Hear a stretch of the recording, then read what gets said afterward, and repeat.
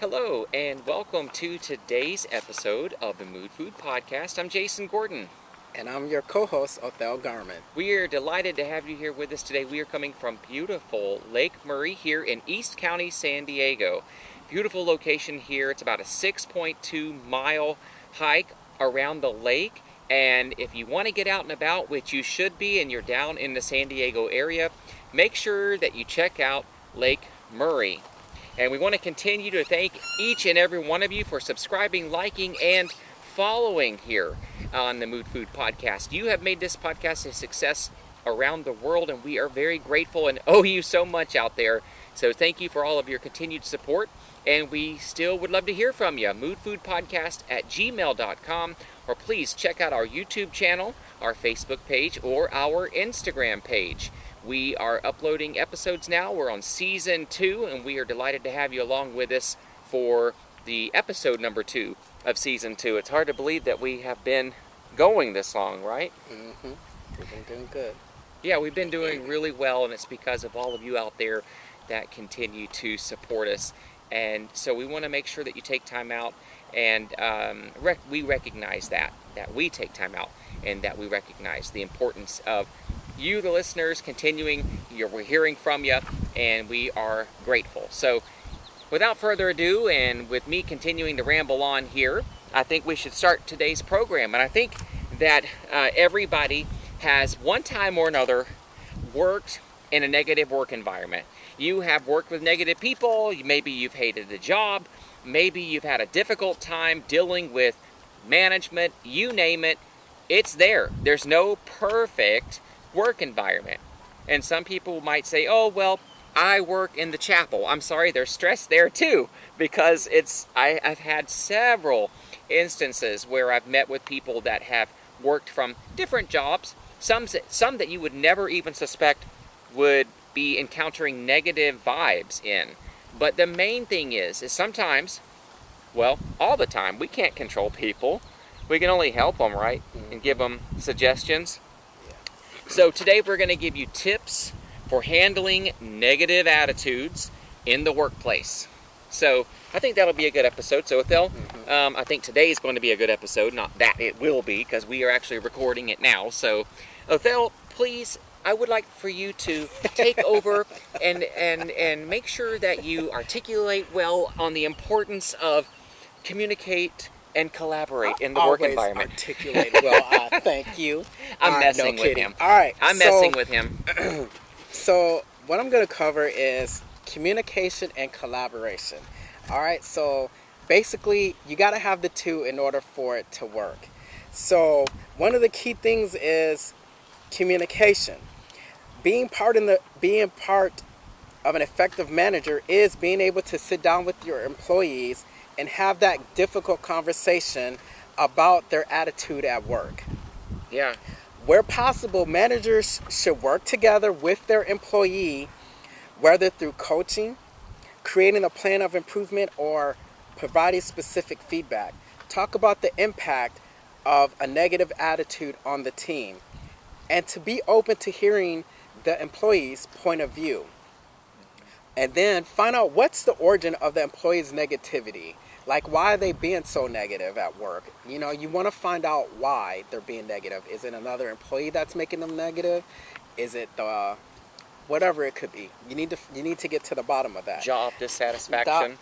Job dissatisfaction. There's a lot of that in this nation and around the world. But if you want a job, you gotta work. So if you want to eat, you gotta work. Exactly. And then you want to discuss how you can address it in the future and improve people's attitudes. And then think about it this way. The situation is going to be awkward. Very. So you need to stay positive and focus on achieving a good result. Make sure it's something that everybody can get behind. And then as an icebreaker, you might want to have an icebreaker prepared. You know, because you don't want to go in there and then go off the rails and be like, you're so negative and that. Because then, of course, they're going to shut down. I know I would. Yeah, start where I think the best advice to give people is start with maybe the person's strengths and build off of that. I think that's the best way to build in that type of environment where they feel supported. However, they also need to feel like they can be, the supervisor has that relationship with them that they can say, hey, you do this great. You do a great job at this. However, there are some loose ends that need to be tied up, and I'm not talking about your shoes. You need to really make sure that we tighten up on this, and this. And I know you can do it because you're in this position for a reason. So I think leadership by empowerment and starting where their strengths are is a good starting place to have them buy in on any kind of changes or any kind of advice or feedback that you want to give them. I think that's key. So I guess we'll move on into what I was going to talk about here, which is determine if there's an underlying bigger issue. And Othel had just mentioned it, that you might want to dig a little bit deeper. I'm not saying like be CSI or anything into your co-worker's life or your subordinate's life or the people you are supervising, but you might need to dig a little bit deeper because you might be able to provide some support that's going to make all that negativity and all of the issues that they are bringing into work kind of die down some. And so it's important to note that an employee with a bad attitude at work might be reflective of a bigger issue within the organization or at their own home. According to several studies, there could be something underneath negative types of behaviors in the work environment, including interactions with people or just how they may be neglecting their job duties. In other cases, negative emotions are indicative of growth. And so if you see someone struggling and they're not just taking on what you're trying to help them with and you've thrown them a couple of life rafts and rings and things, they may need a little bit more one-on-one mentoring or to find out what may be happening at home.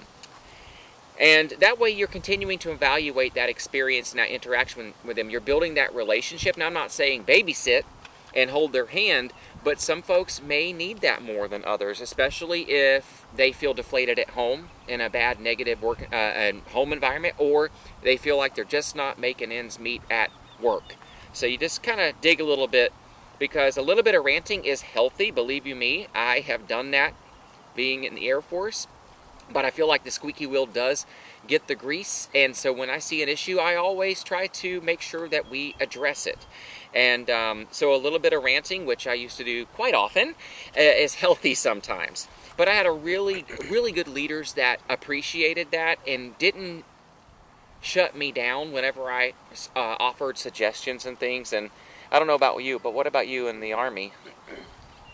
About going on little rants. It's healthy sometimes. Well, I don't know. Sometimes that could be a different outcome. Yeah. Just being, they're just being, I don't want to say the word, but. This is a PG-13 show. Yeah. We don't have any.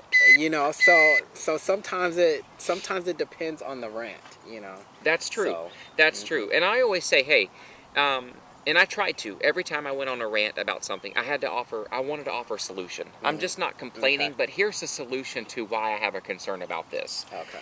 And And I have learned that really helps make positive change in the work environment. And then too, it helps to know that they know your concern and you have a plan to hopefully that will be adopted for it. So let people know to get it out of their system, and then sometimes when they get it out of their system, they can move on from it. And then, okay, what's the next thing?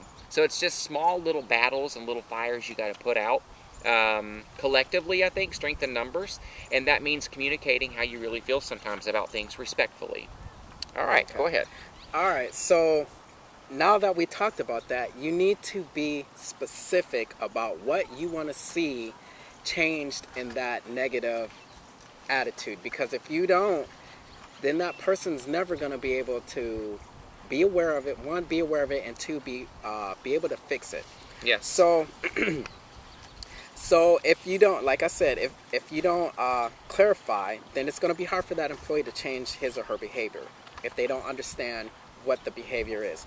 So in a study, 70% of employees who were aware that their boss was unhappy with their performance couldn't tell you what they were doing wrong or how they were going to change it. So you need to specify what's wrong with the situation, Yeah. what the employee is doing wrong, Yeah. that they need to fix. I think having clear expectations from the word go, from the very beginning. That way people aren't just sitting around wondering what the expectations are going around in their own wilderness, and then they're being called out for things that they didn't know. I think a lot of leaders are seeing that most people may be self-starters, but even self-starters, we need some sort of direction to go into, and I need to know what the expectations are. That way I know what I'm working towards. Right. And that way I'm not wasting my time, wasting the company's time, wasting everybody's time.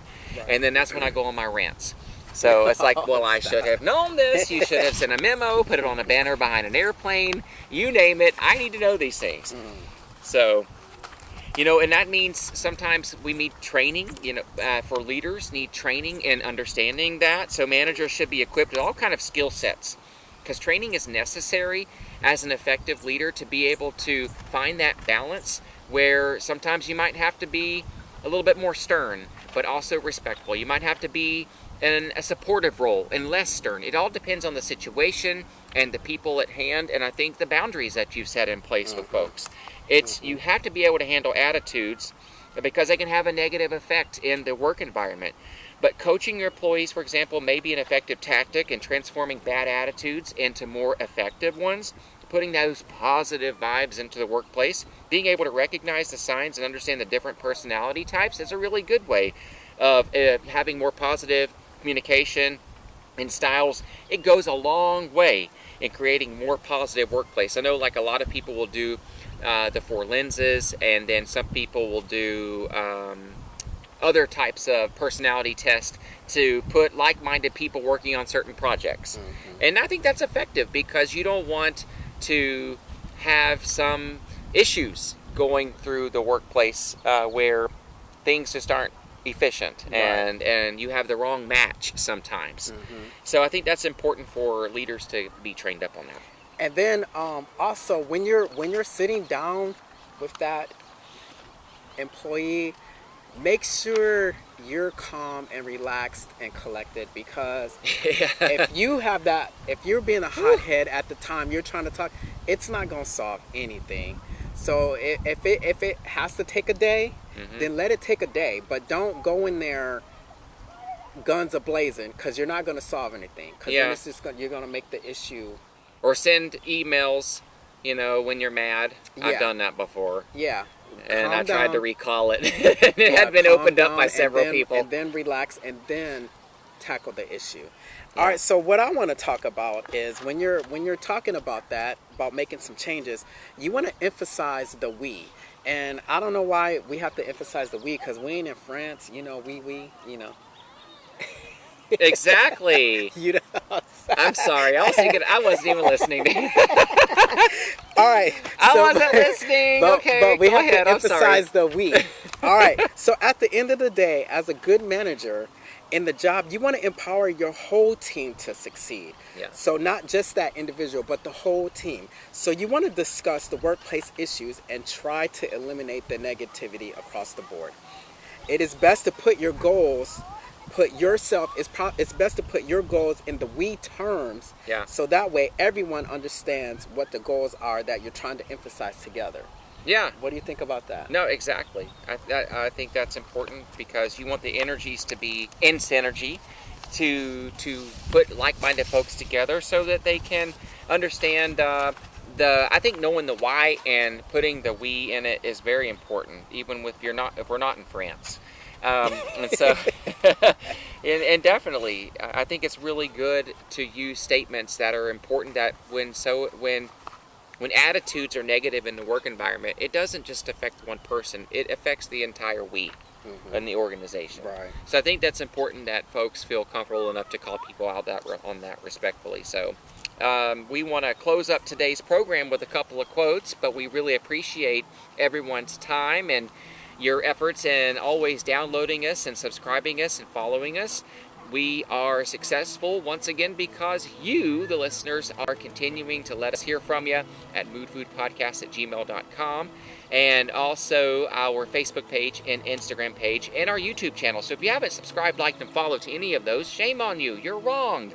Please take time to do that. That helps those platforms know, A, that we are being listened to, and B, it allows other opportunities that come our way, which they have been. And we're just going to be announcing a few things later on as we're continuing to jump through some hoops to make sure that we get on some other platforms that have sent us some emails that we are going to be subscribing to and uploading our stuff. So we continue to grow and grow and grow, and we're all over the world. And so we appreciate folks listening from India and listening all the way from Korea and Japan and Australia and all over. I mean, every continent. I mean, if they were able to, if it wasn't so cold, Antarctica.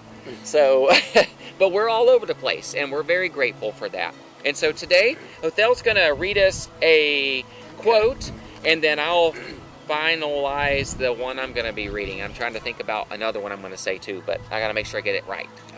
Get it right now. I will. All right, so my quote, it doesn't have who wrote it, but I'm going to read it, and it says, "Your energy is contagious." Mm-hmm. So either you affect people With an A, effect. affect people with an A, or you infect people.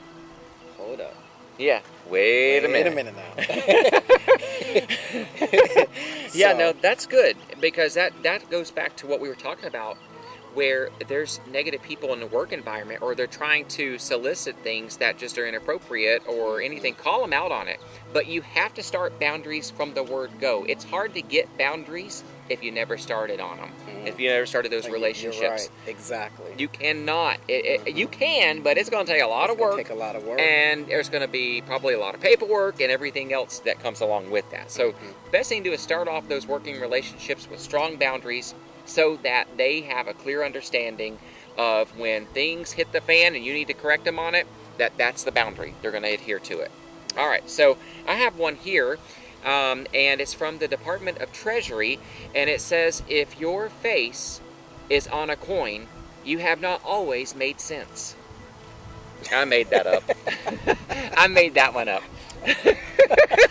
Sorry. The real quote for today is, "Being positive in a negative situation is not naive.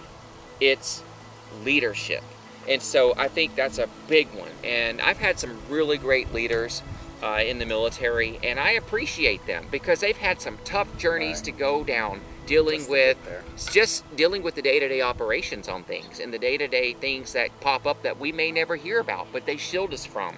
And I appreciate from the bottom of my heart all the leaders I've had to shield and hold us in, protective areas, and have handled a lot of things behind the scenes, and have always been very direct and appreciative of that, because it helped us know what mission, what the objectives were, and the goals, and they were there to offer course corrections if needed.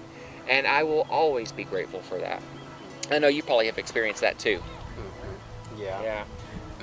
Well, folks, we're going to wrap up today's show. We got all this information from Caridian.com, so if you want to continue to look up how to address negative behaviors and ways in the workplace, feel free to do so.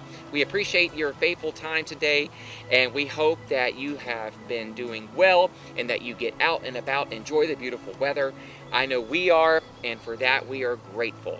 All right, folks, until the next episode of the Mood Food Podcast, I'm Jason Gordon. And I'm Othel Garman. And we appreciate your time today, folks. Stay safe and well, and we'll see you soon. Bye-bye now. Bye.